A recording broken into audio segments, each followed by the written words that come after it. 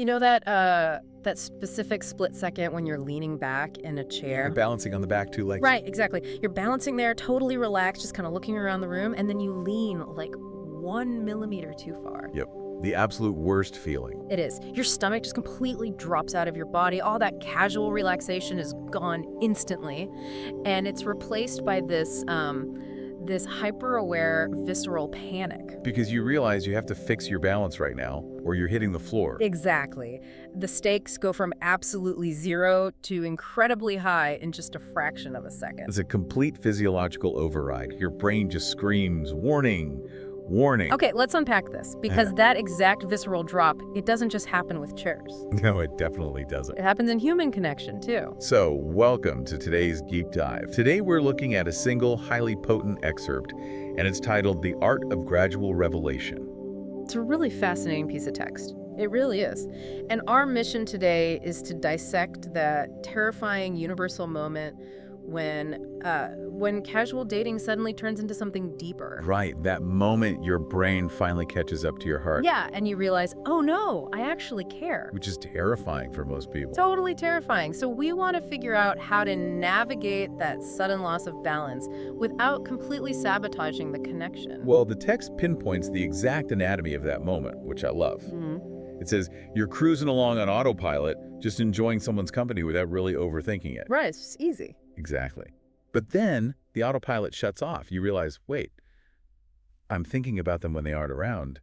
I genuinely feel something here. And the second you register that feeling, Right. You're suddenly trapped. The text talks about this very specific dilemma between two paralyzing fears, Yeah, the fear of saying nothing and the fear of saying too much. which is such a brutal spot to be in, because if you stay silent, you risk losing the window entirely. They might assume you're just indifferent and drift away. But then on the flip side, if you open your mouth and just unleash all these new heavy feelings. You risk detonating the exact dynamic that made you like them in the first place. Right. And that paralysis, it's really rooted in the fact that our brains absolutely hate a sudden vacuum of information. Oh, we hate not knowing. We really do. Once you realize your own feelings have deepened, your brain immediately wants to know, well, does the other person feel the same way? You need that data point. Yes, you've crossed a threshold, but you have no idea if they crossed it with you. And that uncertainty just breeds this massive internal tension. Which brings us to how people usually try to resolve that tension. I mean, we hit that panic point, and almost invariably, we veer right into the destructive path. We really do. We panic. We do. Yeah. And the text draws this really stark, unforgiving line between expressing feelings and confessing them. That's a huge distinction. Right. It points out that most people don't express, they confess. Yeah, and if you think about it, the word confession usually implies guilt. Like you confess to a crime, you confess some dark secret. Right. It's not usually a positive thing. Exactly. A confession is characterized by this sudden, overwhelming release of information that's been hidden away. Just dumping it all out. Yeah. And the text argues that doing this with romantic feelings, just dropping them all at once, it's simply too heavy. It's too soon. It creates this immense, suffocating pressure. Like, to give you a visual, it's like handing someone a 50-pound dumbbell while they're just standing there drinking a cup of coffee. Wow, yeah. Perfect analogy. You just toss it at their chest. And, they aren't braced for it, their feet aren't planted, so they aren't going to catch it. No, they're going to flinch, drop it, and step back. Exactly. But wait, I have to challenge this premise for a second. Okay, go for it. Because from the time we were little, we are taught that honesty is the best policy, right? And in our current culture, vulnerability is praised as like the ultimate relationship tool. Speak your truth. Right. Yeah, speak your truth, put your cards on the table. So why does the text frame a confession, which sounds like a morally good, brave thing to do, as a destructive action here? Well, if we connect this to the bigger picture, we really have to look at the psychology driving the action. Okay, what's happening under the hood? Right. When you hit that terrifying realization that you like someone, what you are actually experiencing on a physiological level is anxiety. Oh, wow. So it's not just butterflies? No, it's stress. The intolerance of that uncertainty is causing your stress hormones to just spike. So when people confess all at once, they're rarely doing it as a pure act of love. Wait, really? Really? Yeah. Subconsciously, they are dumping their emotional weight onto the other person just to relieve their own nervous system. Oh man. So the 50-pound dumbbell isn't love? It's just my own anxiety. I'm throwing it at them so my hands are free. You are offloading your cognitive dissonance. Mm. It is fundamentally a selfish act that's just disguised as vulnerability. That is so wild to think about. Because a true expression of feeling, it doesn't demand anything in return. A confession, however, comes with this implicit ultimatum. Like, I can't carry this tension anymore, so you take it. Yes. Tell me how you feel right now, so I can regulate my own emotions. Wow.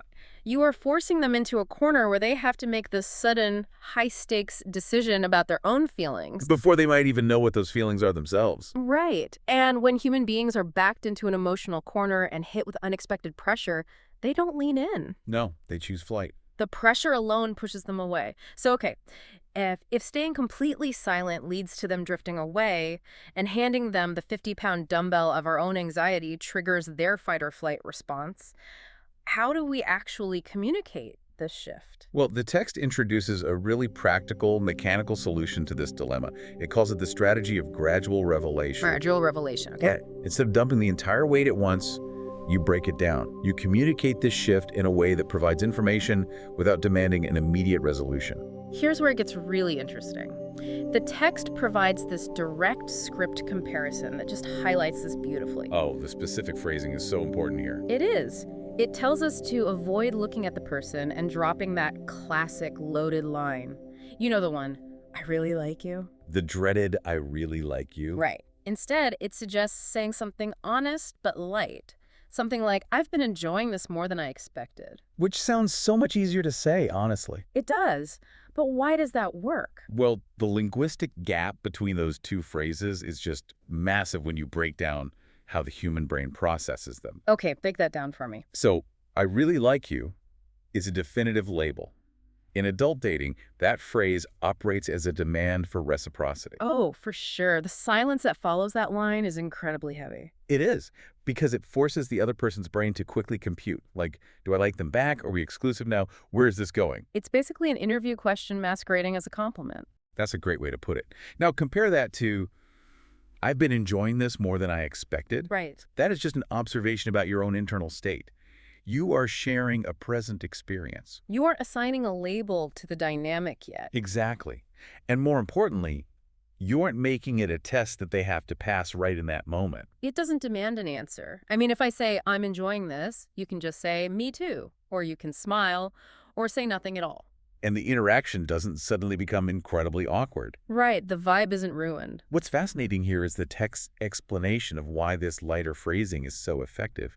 It explicitly states, now you're not forcing a label, you're inviting a feeling. Inviting a feeling. I really like that phrase. It's powerful because the concept of inviting taps into a core psychological need we all have, which is the need for agency. Like the feeling that we are in control of our own choices. Yes.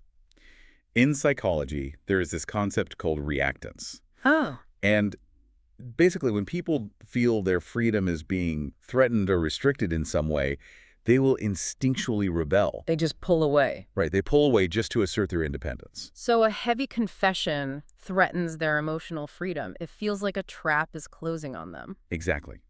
When you force a label, you are telling the other person what this dynamic is, and you are demanding they conform to it. You trigger that reactance immediately. But when you invite a feeling... When you invite a feeling, you are leaving a door open. You are saying, I am standing in this nice room, and I am enjoying being in here. But you aren't dragging them inside and locking the deadbolt. No, you are leaving the door wide open for them to step through on their own terms, at their own pace. And when they finally choose to walk through that door, the feeling is genuinely theirs. Right. It wasn't extracted from them under the duress of a high-pressure confession. Which brings us to really the profound psychological thesis at the center of this text. I mean, we've established the mechanics of how to speak. The script. Yeah, the script. But the text goes deeper into why this lighter approach is actually the secret to building a lasting bond. It's a huge shift in perspective. It is. The claim it makes, it basically goes against almost every rom-com trope we've ever been fed. The text argues that people don't fall in love when they are convinced. They fall in love when they feel safe enough to. Yes. They fall in love when they feel safe enough to. That is really the anchor of the entire piece. Love is not the result of a successful negotiation. So, what does this all mean for how we actually approach relationships? I mean, think about how often we treat early dating like a corporate sales pitch. Oh, all the time. So common. We build these mental slide decks of our best qualities, right? We try to logically convince the other person that we're a great match. Like, look at my resume. Yeah, look at how our life goals align. Look at why you should invest in me. We treat the connection like a transaction we need to close before the end of the quarter. And a confession is usually the final closing tactic in that sales pitch. Here's all my data. Here are my feelings. Please sign on the dotted line. It's so clinical when you put it like that. Well, the fundamental flaw in that approach is that logic and convincing, they operate in the prefrontal cortex, which is the cognitive, analytical part of the brain. Right. But love does not live there. Love, attachment, bonding, all of that operates in the limbic system. Which is an entirely different system. Completely different. And the limbic system is entirely governed by our underlying sense of safety versus threat. So if someone drops a heavy, where's this going on, like date 3, the brain doesn't process it as romance. No, it processes it as an ambush. Wow. An ambush? Yes. The amygdala fires up, cortisol spikes, and the body's physical reaction is actually identical to encountering a physical threat. That's incredible. So they aren't sitting there thinking about a future with you. Not at all. Their nervous system is just screaming, escape this situation. Because love cannot take root in a nervous system that is preparing for flight. Exactly. When you attempt to logic someone into a relationship or you pressure them into returning a feeling, you are inherently making the environment unsafe. You're signaling that your needs supersede their comfort. Yes, which kills the connection. I have to pause here, though, because I can hear the skeptical listener right now. Uh-oh. What are they saying? Well, the text's final advice is to not rush it. Let the connection build, let it breathe. But does letting it breathe mean we should be playing games? Like, are we supposed to act aloof, wait 3 days to text back, and pretend we don't care just to manipulate the other person's sense of safety? This raises an important question, and honestly, it's the exact trap people fall into when they misinterpret the idea of playing it cool. Right, because that just feels toxic. It is toxic. But the text provides explicit guardrails to prevent this.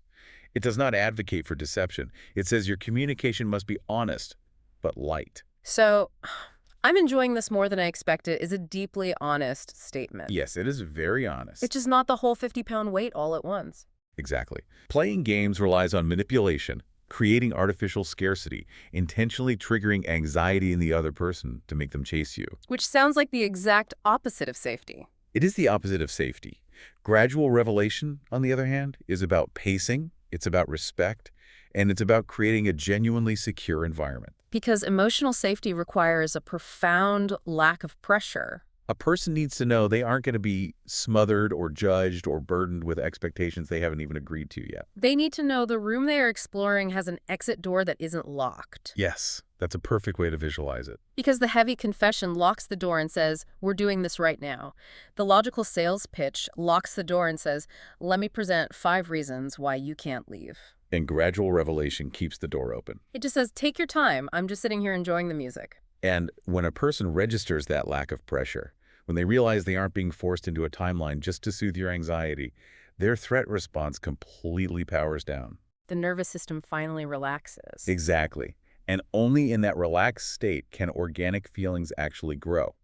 As the text concludes, you have to let the connection become something that neither of you had to force. That neither of you had to force.